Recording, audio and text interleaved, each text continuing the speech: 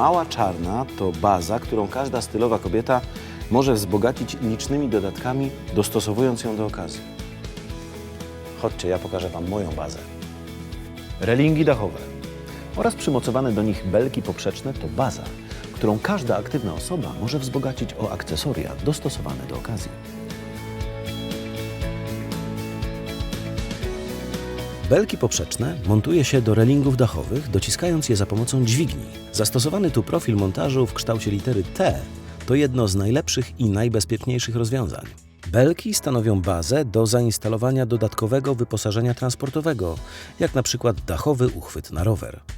Uchwyty rowerowe Skoda testowane były na wszystkich autach tej marki. Możemy być więc pewni ich stabilności.